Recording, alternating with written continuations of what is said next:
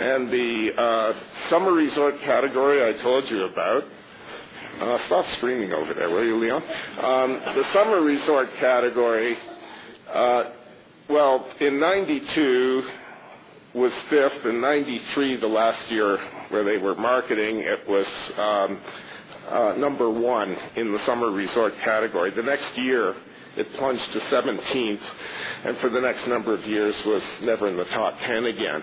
And I can't think of anything else besides marketing that could account. There's nothing else going on out there that could have accounted for that.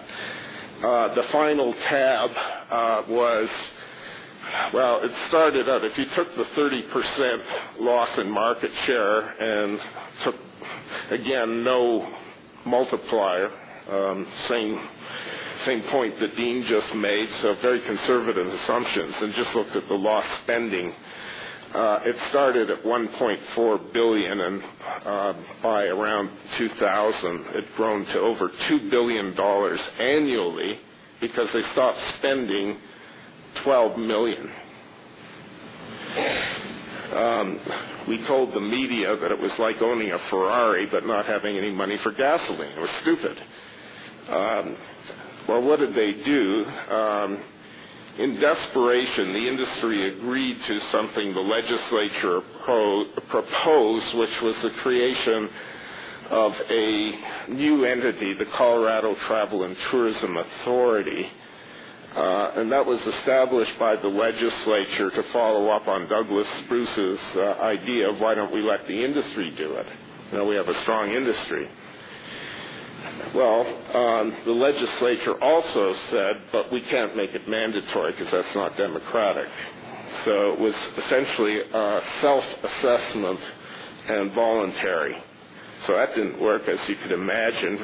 Free ridership. They got some money, but then the people who were paying looked at their neighbors who weren't paying and said, the hell with you. You know, why should we be doing this? And over and above that, they couldn't agree on a unified message. Why? Because everybody wanted to promote themselves.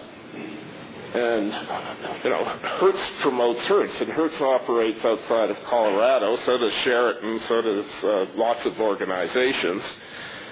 And the consumer's coming to Colorado or Nevada. And who owns Nevada? Surely not Caesars.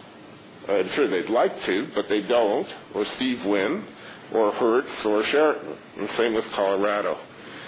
Only Colorado owns Colorado. And there was also the Colorado Tourism Board. The original agency was still hanging around, and they were running the Welcome Center. So you had one organization with a bit of money and no staff, another with some money but no staff, and all they were doing was fighting with each other. So rising from the ashes, how did they get out of this fix? We were hired in 98, I believe it was, by the two fighting organizations to come up with an estimate of what would happen under three different funding scenarios that they could take to the legislature and to the media. So we wrote a white paper. It was distributed. It was endorsed by the two agencies who, based on that, agreed to disband. And in 2000, the first official function was put back into place again after 7 years. The Colorado Tourism Office, a new public entity, was established as part of the governor's office to market tourism with a very small initial budget for a long-haul destination. That included money for everything, including staff, $5 million.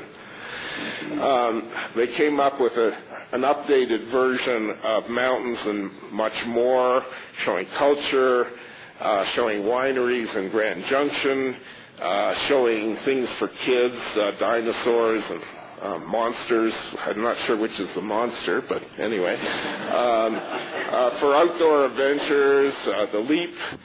So what happened? Well, even though they had a small budget, they were able to expose that to 72 million Americans who, including nationally, who recalled the campaign. We looked at the relationship between the campaign and Colorado's image, because that's the way station to getting visitors, is make people feel good about you have a positive image. The red bars are the people who didn't see the campaign. The green bars are those who were aware. You can see the big lift, even bigger lift in terms of intentions to visit Colorado. And when we looked at conversion, we found even with a small budget between $2.5 million in 2002 to $4.9 million in 2004, when the governor injected a bit more money, the campaigns generated a minimum of $200 worth of spending, additional incremental spending into the state, and taxes returned per ad dollar between roughly 12 plus and a little over 18. So there was a happy ending. I know I'm in the state where, I shouldn't be talking to you about happy endings, but